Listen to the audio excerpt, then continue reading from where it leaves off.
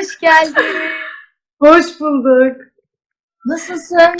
İyiyim, teşekkür ederim. Sen nasılsın? Ben iyiyim. Allah'ın hakkı üçtür. Üçüncüde buluştuk. Evet. Ya ben de çok çözemiyorum falan ama galiba sıkıntı var, o yüzden kulaklık taktım. Tamam. Şu Şöyle an daha rahat olacak. harika görünüyorsun. Teşekkür ederim, Çeşmedesi, sen de öyle. bronzlaşmışsın. Ne güzel. Ne kadar zamandır Çeşme'desin? Şöyle aslında ben buraya geldiğim gün bir saat sonra şehirler arası yasak geldi. Wow. Evet, öyle enteresan bir durum oldu. O günden beri buradayım. Peki memnun musun Çeşme'de olduğun? Yani keşke İstanbul'da olsaydım diyor musun? Yoksa Çeşme'den güzel. Yok, yani burada iyi ve rahatım aslında. Çünkü orada gerçekten dışarı çıkmaya hiç cesaret edemezdim ama burada biraz daha hani izole bir şekilde dışarı çıkabiliyorsun. Ya O yüzden iyi geldi. bu arada bizim de yazdığımız Çeşme'de. Daha önce konuştuk herhalde bunu. Değil mi? Doğru, doğru, evet. Ay ölüyorum Çeşme'ye gideceğim, Çeşme'ye gideceğim diye ama yollar açılmıyor. Açılsa da gider miyim bilmiyorum çünkü kalabalık olursa istemiyorlar. Belediyeler diyorlar ki burada bir tane hastane var gelmeyin falan ama O da yani doğru. bir apartman dairesinde olmak mı yoksa Çeşme'de denize girmek mi? Benim yerime keyif yapıyorsun. Kalbim sıkıyor. Bol bol yüz, bol bol güneşler. Ya işte olabildiğince yapmaya çalışıyorum. Daha yeni ısındı zaten. Bir iki gündür faydalanmaya çalışıyorum bu durumlardan ama çok kalabalıklaşmaya başladığında muhtemelen yine dikkat edeceğiz. Şu an biraz keyfini çıkarıyorum. Kalacak mısın yoksa? Biraz daha kalırım burada. Ha, iyi. O zaman karşılaşabiliriz. Çünkü yol açıldığı İnşallah. an geleceğim ben. Tamam, bekliyorum. Açılırsa geleceğim. Zaten çok yakınız. Seninle sabah da konuştuk merkezde. Evet, evet. Hı hı. İnşallah göreceğiz. Bu arada İnşallah kardeşim görüşürüz. senin için de alıp geleyim istersen. Özledin mi? Olur vallahi, özledim, zaten sürekli hasret kalıyorduk. Ama gerçekten İstanbul'da kalmak istemedim.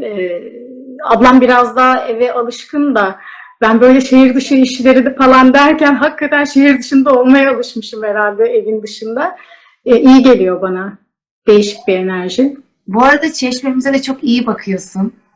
Senin Ya. gönlünden gelmiş, emek vermişsin. Kaç saatte kaç şişe topladın? Bir anlatsana. Ya kaç saatte bilmiyorum ama şöyle bir durum oldu. Ben burada evin çevresinde yürüyüş yapıyorum. Hı hı. Derken aynı yerde git gel yaparken dedim ki biraz turlayayım da farklı yerler göreyim. Derken bir tepeliğe çıktım. Orada da bir seyir alanı var, yani çok güzel bir manzara var. Hı hı. Direkt manzaraya doğru gittim. Çok hoşuma gitti. Sonra yani yerde gördüğüm manzara inanılmaz kötüydü. Zaten Instagram'da da bunu paylaştım. Bu da haber olmuş. Ben de Yazılmış. zaten. Ya şöyle, yerde olan şeyler cam şişesi, pet şişeler ve izmarit kutuları, sigara kutuları. Yani ki derinlemesine bu arada çok da iyi bilmiyordum ne kadar yılda çözündüğünü ama yıllar aldığını biliyordum. Hı hı. Cam şişe 4000 yılda toprakla çözünüyormuş. Pet şişe 1000 yıl. İşte sigara izmariti 2 yıl. Yani gördüğüm manzaraya inanamadım çünkü sırf bunlar vardı. Sırf Aynen. yani. Olabildiğince cam şişeleri topladım. Kırık olanları yarım yamalak toplayabildim biraz dikkatli olayım diye. Yani bayağı bir çevreden bir şeyler buldum. Çuval falan buldum. Elimdeki poşetler yetmedi. Öyle benim de çok hoşuma gitti ve bundan sonra da yapacağım yani. Burada Ya olduğum şöyle süre bir boyunca. Sefahat'cığım, zaten o kadar güzel bir manzaraya bakıyorsun. Hı hı. Yani insanın şükretmesi lazım. Bu kadar harika bir doğaya Ya, kavuştuk diye. Sen o doğayı kirletiyorsun. Ya bu olacak iş değil. aynen öyle. Yani benim zamanımda bizde çevre izcisi diye bir şey vardı. Biz çevre izcisi olmuştuk ki Hı hı. çevre bilincini öğrenelim diye. Ya hayatımda hiçbir zaman dışarı bir şey atmadım. Ve bir gün o atanların birisiyle kavga edeceğim diye korkuyorum. Yani Değil mi? gerçekten insan kendini çok zor tutuyor. İşte ben sahile yakın oturuyorum. Sahilde oturuyor, güzel denize bakıyor. Bütün altının çekirdek bırakmanın kendi hak olduğunu görüyor. Bu inanılmaz bir şey gerçekten. Gerçekten inanılmaz. Ondan sonra senin gibi duyarlı insanlar gidip özellikle bunları toplamak için uğraşıyor. Yani şurada bir kişiye, 3 kişiye de ulaşsak. Özellikle gençler bizi çok izliyor. Lütfen Evet. atmayın. Elinize de yapışmaz. Başkası da attıysa toplayın. Değil mi? Aynen öyle. Aynen öyle. Yani hani başkasının attığı şeyi ben toplamayayım diye düşünmesek, yani gerçekten bir iki derken keşke hiç yapmasalar, ama bu insanlar maalesef ki var. E, Böyle düşünen insanlar. Elimizden geleni yapacağız. Çünkü yani burada yaşayanlar biziz. Aslında şunu düşünseler, bilseler, yani şimdi ben yaşıyorum diyor keyfe keder, ama sonraki nesil, ondan sonraki nesil hep kendi çocuğu ve onun çocuğu yani, Yani bakarsa aslında. işte insanlar bir sonraki nesli, doğayı daha bilinçli olmayı belki de bu başımıza gelen korona ile birazcık öğrenebilirler mi acaba? Hani şu an Boğaz'da yunuslar geziyor ya, o yunuslar hep gezer mi? O çöpler Ya. bir daha olmaz mı diye bir hayal. Aynen öyle. İnsanlar sokağa çıkınca bence o manzaraları özleyeceğiz. Aynen öyle. Yani ben çok isterdim bu kadar yakında Boğaz'da yunuslar görmek, ama sanıyorum Evet. ben kendimi sahile vurduğumda başkaları vurmuş olacağı için onlar çoktan kaçmış olacak. Ancak videolardan görebileceğim. Ya. Evet. Maalesef işte yani Her şey keşke, belki insanlar birazcık daha bilinçlenir. evet, inşallah. Yani ulaşabildiğimiz yere kadar ulaşacağız. Yani bilmiyorum. Aslında bu arada ben hani böyle bir şeyin hakikaten haber olması için yapmadım, ama bir taraftan da haber olması hoşuma gitti. Yani en azından belki birileri de ben de yapayım, doğru söylüyor der yani. Sosyal medyanın bence süper bir gücü var. Hı hı. Olumlu işler yapıldığında da çok işe yarıyor. Bence çok güzel bir şey yaptın. Devam edeceğini de biliyorum. Evet. Hatta seninle çok uzun zamandır tanışıyor olmaktan da çok keyif alıyorum. 5 sene önce mesajlaşmışız seninle. Sen o zamanlar büyük ihtimalle Karagül'deydi. Hı hı. Kanserli çocuklar için bir yardım kampanyası için bilet dağıtıyordum. Böyle bir şey, doğru mu hatırlıyorum? Bir şey var mıydı? Ya yapmışımdır. Şöyle bir şey, bizim Mert Yazıcıoğlu'nun annesi Güler teyze, o bir derneğe üye, İyilik Melekleri Derneği diye. Onlar işte kanserli çocuklara yapıyorlar. Durumu olmayan, atıyorum 81 ilde bir çocukları alıp giydiriyorlar, okutuyorlar. Bunun Güzel. gibi sürekli konular değişebiliyor, ama genel olarak çocuklar üzerine çalışan bir vakıf. Yani ben de olabildiğince katılıyordum, Bana tabii. ulaşıp Destek oluyordum. destek olmamı sağlamıştın. Evet. Çok çok teşekkür ediyorum. Ben ufacık da olsa bir katkıda bulunabildiysem ne mutlu. Demek yani ben Mert Yazıcı'nın Teşekkür oğlunun, annesinin vakfı olduğunu bilmiyordum. Onu da öğrenmiş Hı oldum. hı. Annesinin iyi oldu. İyilik Evet. meselekleri. Ben Evet. burada tekrarlayalım. Hazır Ramazan, herkes zekat verecek. Belki bu derneklerden haberdar Hı hı. olur. Hı hı. Oraya küçük yardımlarda bulunurlarsa bir güzellik yapmış olurlar. Evet. Biraz önce şey dedin, o kadar çok şehir dışındayım ki İstanbul'da oturamazdım dedin. Ben senin projelerine baktım. Arka sıradaki Bahar Dalları, Türk Malı, Muhteşem Yüzyıl, Karagül ve şu an Zümrüt Anka. Evet. Özellikle Karagül ve Zümrüt Anka'da hep şehir dışındasın. Onun dışında da yani şu sıralamaya baktığım zaman Muhteşem Yüzyıllar falan filan, senin olup da başarısız olan hiçbir proje olmamış. Hepsi devam etmiş. Yani çok başarılı ve uğurlusun bence projeler. Yani süper bir özgeçmiş bu kadar genç yaşa göre ve bütün projelerde çok harika oyuncularla birliktesin. Evet. Karagül'de Antep'teydin. Biz seni ilk o zaman tanışmıştık. Doğru. Ufacıkken annenden ayrı 4 sene mi 3 sene mi Antep'teydin? 3,5 sene, 4 sezon sürmüştü. 4. sezonun başlarında ben ayrılmıştım. Ay senin orada bir rolün vardı. Melek. Melek Evet. uçurumdan atlıyor. Bak hala aklımda. Hani bunu şimdi burada diye söylemiyorum. Hı hı. Bütün gazeteler her yer haber yapmıştı. Sen o nasıl bir oyunculuktu diye hatırlıyorsun değil mi? Ya teşekkür Nasıl ederim. bir roldü? Çok güzel bir roldü. Çok güzel bir sahneydi. Şöyle bir de patronumuz, şimdi ben bu arada bu uzun süreli işlerde hep en başta ölen karakter de ben oluyorum, ama en baştası da yani hani 4. sezonun başı artık böyle. Ama geldi bana dedi ki o kadar güzel bir hikaye yazıyorum ki, dedi Şükrü Avşar. İşte o zamanki patronumuz. Deniz, çok güzel bir sahne yazıyorum. Şöyle olacak, böyle olacak. Herkes senden bahsedecek de falan. Ama gerçekten öyle güzel yazıldı ki sahne. Ve böyle gece çok geç saatte gelmişti. Ben çok stres yaptım, soğuk. Ee, Yani çalıştım falan. Soğukta oynadım. Sonra ağlayarak karavana gittim. Elim tutmuyor diye. Gelinlikle oynamıştık. Dediği gibi de oldu yani. Çok güzel oldu. Stresten mi elini tutmadı? Soğuktan, inanılmaz soğuktu ve böyle birkaç metre düzenek kuruldu, her şey güvenli bir şekilde. Ben geriye doğru atladım. E, Ben yapacağım dedim. İkincisi daha zordu ama ikinci atlayışım, 2 kere atladım. Sabah gerçekten aklımda kara kara kaldı. O zamanlar dizinizi çok yakinen takip ediyordum. Çünkü dizide birçok kişiyi tanıyor olmak, arkadaşım olmasa çok büyük keyifti. Hatta Antep'e sete yanınıza da gelmiştim. Evet. O yüzden Karagil benim için de önemli. Çok güzel bir proje. Çok önemli ya. O yani yönetmenimiz de harika bir insandı. Gerçekten 4 sezon çok güzel bir şekilde götürdü işi. Ekip olarak çok iyiydik. Senaristlerin kalemi çok güzeldi. Herkes şu an bir yerlerde, yani ekiptekiler. Evet. Herkes. Evet. Ayça Haşim Turan, Hilal Altınbilek, Sabahat Kumaş, yani öyle bir kadro var ki hepsi sonradan en büyük dizilerde başrollerde, şurada burada. Yani zamanında Şükrü Avşar çok güzel bir kadro kuruyor. Bu arada çok güzel yazılmışsın. Çok güzel yazılmış olabilirsen de çok güzel oynadığın için hepiniz çok içten. Teşekkür ederim. Harika bir şeydi ve 4 sezon giden çok güzel bir dizi olmuştu. Evet. Biraz da Zümrüt Ankara'dan bahsetmek istiyorum. Çünkü bütün sevgili hayranlarım, fanlarım bana sordu. Zümrüt Anka tekrar ne zaman sete dönecek diye. Ha, işte biz de bilmiyoruz ki, yani bu işte pandemi durumu falan, herhangi bir bilgimiz yok ama iyiye gidiyor şu an, biraz daha en azından. Yani iyiye giderse biraz İran'da falan. Yine giderse, devam ederse bu iyi gitme durumu, evet.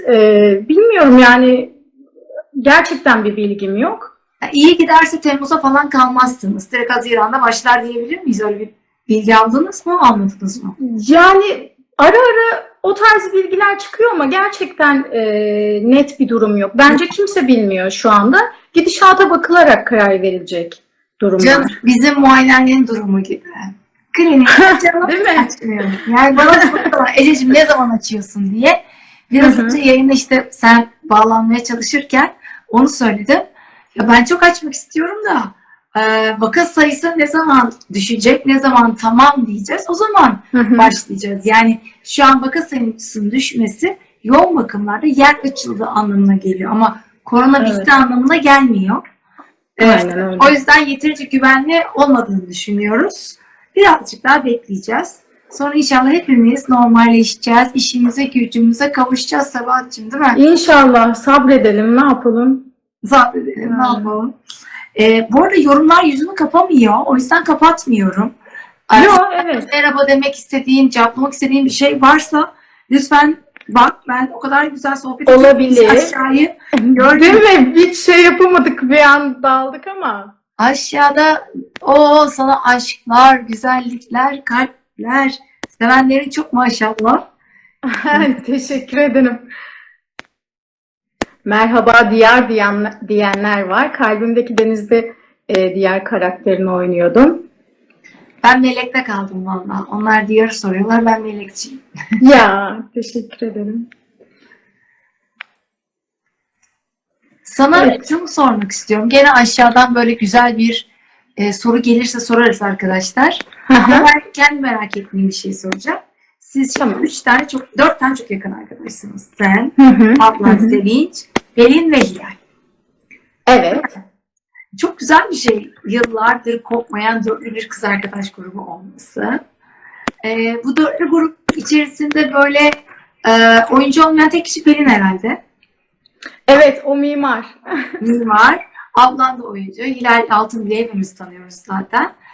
Geçen Hilal'le yayın yaptığımızda Hilal şunu söyledi bana. Amerika'ya senin yanına gelmiş.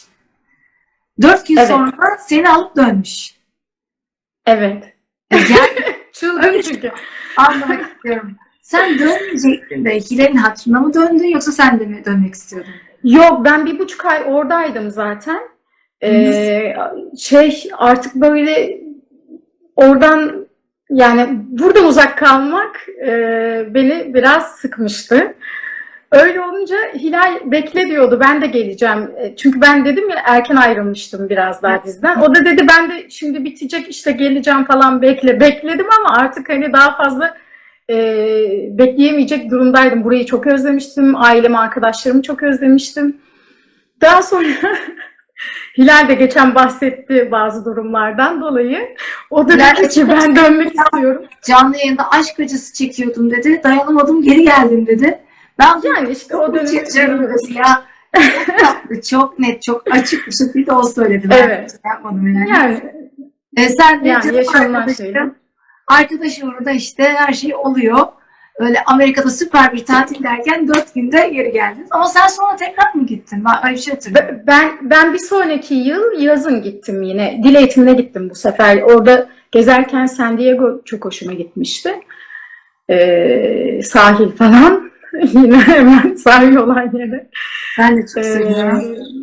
O zaman da bir ay falan kalmıştım. 1,5 ay. Ne güzel. Dil okuluna gidip kendi geliştirmeye çalışan bir oyuncu oldu.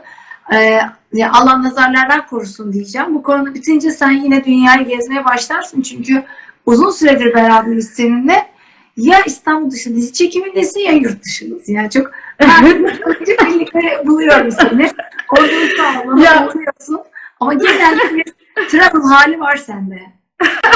Var. Ama şöyle, şimdi yazın 2-2,5 ay tatilimiz oluyor. Çok yoğun çalışıyoruz. O boşlukta da şimdi ne yapsam, nereye gitsem diye öyle bir düşünce oluyor tabii. Yani şöyle, Sevinç'i çok iyi tanıyorum. 3 yaş büyük ablam. Çok da seviyorum. O ne kadar evcimen. Sen... Doğru. Evet. Gezenti benim. Benim bir yaş küçük kız kardeşim var. Eczacı. Sen Tuğçe'yle hiç tanıştın mı? Bilmiyorum ama bahsetmişim. Yok. Bahsettin, eczacı. İşte biz 2 kızız. Biz çok benziyoruz. Yani biz birlikte gezeriz. İkimiz de oturamayız. İkimizin de zevkleri falan da çok benzer. Siz de ayrılamayan bir couplesınız. Süper 2 hem arkadaş hem kardeşsiniz. Ama bu dışarı gezmek, evcimenlik konusunda kesinlikle farklısınız. Onu yani yıllar içerisinde anladım. Aslında çok farklıyız ama bir taraftan da çok bağlıyız. Yani çok ayrı karakterleriz aslında baktığın zaman ama çok bağlıyız. Evet, birlikteyiz zaten 12 yıldır birlikte yaşıyoruz. Aileden uzak yaşıyoruz. Biz aile hani. Müzikle piyano dersleri alıyordum bir yandan da. Ablamla birlikte alıyoruz aslında ama ben Nevşehir'de yine kendime bir org aldım. Çalışıyordum ne güzeldi. Sürekli kendini geliştirmeye çalışan bir şey. Dil okulu, piyano. Sevinç de pop art yapıyor bildiğim kadarıyla. Aynı zamanda resim de yapıyor. Sen yapıyor. Yapıyorum, evet. Daha bu ilk yayın yapacağım dediğim zaman Sevinç'i aradım. Dedim ki ikinizi birlikte yayına istiyorum. Yani hem Sevinç'i hem Sabahat. İkiniz birlikte gelin, 2 kardeş yolu falan. O dedi ki Sabahat Çeşme'de. Dedim ne yapıyor Çeşme'de? Gitti dedi, çok özledim dedi. Ondan sonra kısmet ne güzel, seninle biz yapıyoruz. Çok keyifli. Ben de seninle sohbet etmekten çok keyif alıyorum. İyi oldu. Çok teşekkür ediyorum teklifimi de kabul ettiğin için. Ben teşekkür ederim. Benim için de iyi oldu. En azından çünkü öyle herkes canlı yayın yaptı, sen niye yapmadın diye talepler de geldi. Ama sen biliyorsun biraz ben heyecanlı bir tipim. Seninle her şey rahat olur yani, biliyorum. Oluyor da zaten şu an. Da olduğu gibi de diyorsun. Evet. Klinikte de rahat mısın benimle? Evet. Zaten yani direkt soranlara falan öyle söylüyorum. Yani hissetmiyoruz ki, sohbet ede ben anlamıyorum ne yaptığını. Ya ben de hani seni ve yani şu an canlıyla çok yakın gördüğüm için bir şey söylemek istiyorum. Şu an yeni dönemde böyle kocaman maskelerle hasta bakacağız. Ve o kocaman maskeler ne konuştuğun anlaşılmıyor. Benim en sevdiğim şey hastayla konuşmak. Hastayı dinlemek, tamam mı? Ben de ne yaptığımı yaparken dahi anlatmak. Yani senin de birçok kişinin en çok sevdiği şey bu. Çünkü insanların biz orada bir şeyler yapıyoruz. Acaba ne oluyor? Güzel anlattığın zaman O kişinin de sabrı daha çok artıyor. Neden beklediğini biliyor. Şimdi ben bunu yapamayacakmışım gibi geliyor. Yani o koca maskeden söylediğim anlaşılmayacak. Nasıl yapacağım diye bir hüzün içerisindeyim ama herhalde buna da alışacağız sonrasında ya da Alışacağız. Yani şu an maskeleri takmaya alıştık. Ona da alışacağız. evet. Yeni yeni. Ben şimdi seninle canlı yayın yapmaya alıştım. Mesela birkaç dakika sonra. Alışacağız yani, mecbur, bilmiyorum. En azından sağlık için. Aşağıdan ben böyle sorulara bir yandan bakmaya çalıştım. Hep Ben de ne bakmaya yapar? çalıştım. Yorumlar falan var ama bir tane şey gördüm. Alp'le aranız nasıl diye. Ben biliyorum da sen yine söyle. Navuz'dan bahsediyorum. Evet. Alp'le tabii ki aramız çok iyi. Çünkü çok eski arkadaşız. Aynı zamanda da aynı menajerdeyiz. Zaten yani Uğurcan'la ben daha yeni çalışmaya başladım. Fakat ablamın çalıştığı menajerde. Onun haricinde zaten eskiden dostlukları vardı. Bizim de Alp'le eskiden bir dostluğumuz vardı. Denk geldi. Hatta zorladık galiba. Elimi Bırakma diye bir diziye girecektim. Öyle bir kısmet olmadı. Bir şeyler oldu. Daha sonra bu işe kısmet oldu. Yani evet. Öyle. Olmamız gerekiyormuş. Partner olmamız gerekiyormuş. Zümrüt Anka inanılmaz gidiyor. Yani umarım bir an önce tekrar setlerinize dönersiniz. Sizi sevenler umarım en kısa zamanda size tekrar ulaşır. İnşallah. Çok özlemiş çünkü insanlar. Ben de yani 15 yıllık meslek hayatımın bu kadar çok birbiriyle arkadaş olan insanı bir arada toplamış olduğuma kendi adıma çok seviniyorum. Yani Alp işte oradan arkadaşım, buradan senin arkadaşın. Evet. Hilal oradan arkadaşım, Sabah buradan arkadaşım, Mert oradan şu bu derken hepsini biliyor ve tanıyor olmak benim için gerçekten çok büyük keyif oluyor. Yani birinizin galasına gidiyoruz. Diğerleri hemen hepimizi birden görüyorsun. Evet, yani ve yani sana da çok teşekkür ederim. Hilal'e de, Afra'ya da, Ayça'ya da. İnsanlar kuaförlerini çağırabilirler. Ne bileyim doktor, başka bir doktorunu çağırabilir. Komşusunu, arkadaşını çağırır. Bize çok arkadaş olarak görüyorsunuz bence. Beni de Zeynep'i de. Ama zaten öyle olduk artık. Biz de her yere çağırıyoruz. Biz gidiyoruz. Çok keyifli oluyor bizim için de. Yıllardır hani tanışıklığın vermiş olduğu bir durum. Bir de yani artık gerçekten başka bir evredeyiz. Ben öyle olduğunu düşünüyorum yani. Ben seni hiç elime geçiremedim. Hep Sevinç'le buluştum. Hilal'le buluştum. Evet. Bir travel halindeydim. Artık çok gezemeyeceksin. Bu iş biter bitmez. O dörtlü grubunuza ben ve Zeynep de katılıp sizinle birlikte bir kahve içmek istiyoruz. En yakın zamanda sizinle bir arada olmak istiyoruz klinik dışında. Yayınıma katıldığım için de çok teşekkür ediyorum tekrar. Ne demek Ececiğim? Ben teşekkür ederim. Gerçekten çok keyifliydi seninle konuşmak. İnşallah eğer yani bu dönem umarım devam etmez ama devam eder, Sevinç'le buluşursanız bir gün ikinizi birden de tek almak isterim. Sevinç bana çok heyecanlı olacağını söyledi. Ama sen olursan belki bir daha yaparız. İsterim yani gerçekten. Çünkü yan yana da çok başka bir enerjimiz var. O da çok güzel. Olur. Bizim için de değişiklik olur. Biz seviyoruz böyle kardeş bir şeyler yapalım zaten. Şimdi alttan bir şey gördüm. Hani kapatmadan önce insanlar bir de Hilal'i sormuşlar. Hilal için bir şeyler söylemek istesen ne söylemek istersin? Hilal için ne söylerim? Hayatımın delisi derim.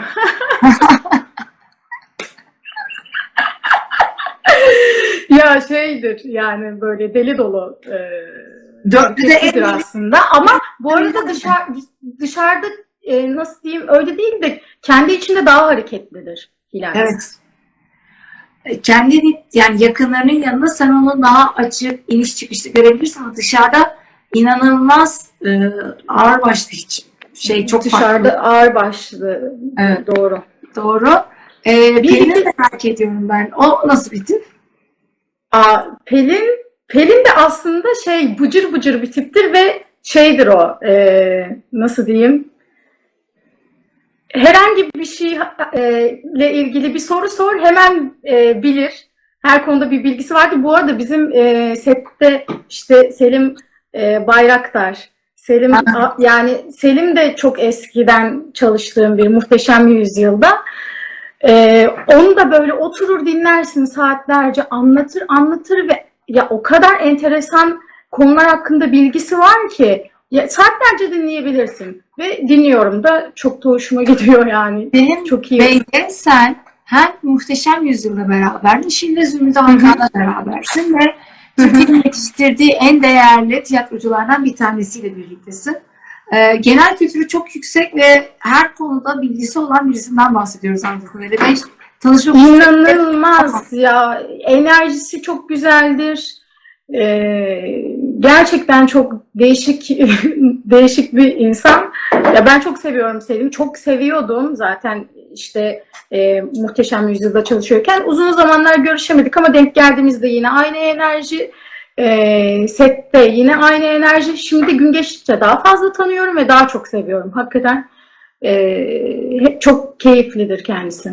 mesela şöyle bir şey oluyor mu hani bir rol geliyor sana, ya bunu nasıl yapacağım falan deyip takılıp Selim Bey'in yanına gidip ya burada ne yapsak falan diye akıl sorduğunuz falan oluyor mu? Çünkü Tabii yani o atıyorum bir yerde kafam takılıyor, benim içime sinmeyen bir durum oluyor, o oluyor ya da olmuyor, neyse söylüyor ama genelde de şey yapar, motive eder.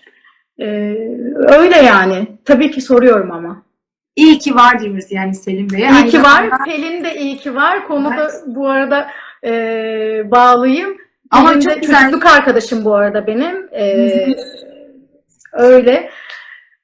Şey demişler, Evet. bunu da sormazsam olmaz. Sevgilin var mı? Ben biliyorum da. Sormuşlar. Soruyorum. Biliyorsun ki yok. Niye yok ya? Bu gençliğe, bu güzelliğe niye yok arkadaşım? Ay çok güzel bir şey lütfen. Hayatımızda bir olsun. Olsun. Çok güzel dostlarım var.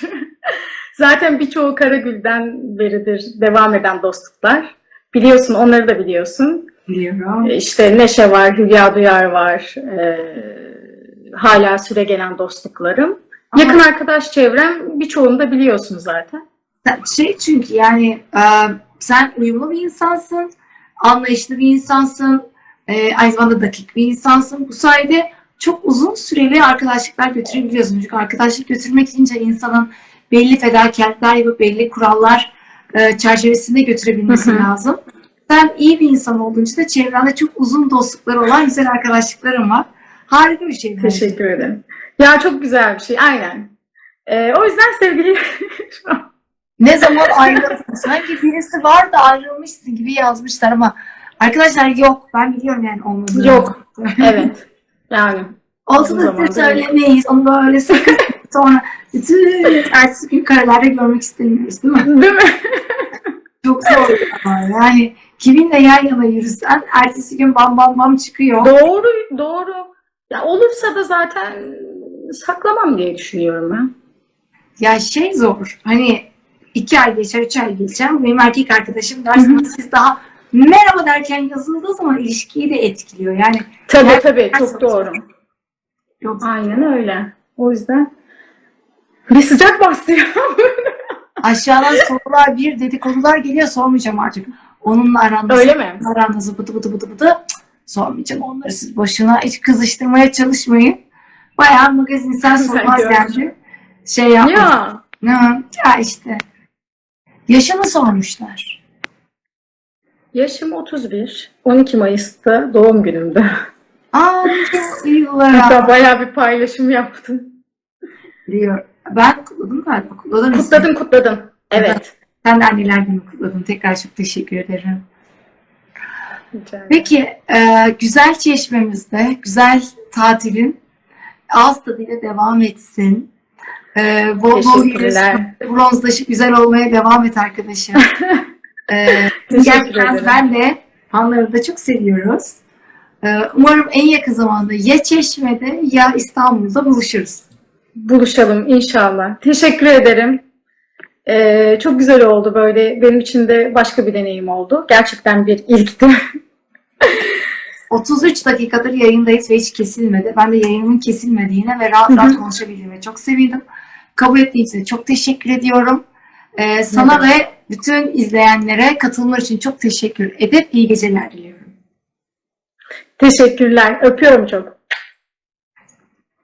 Herkese teşekkürler.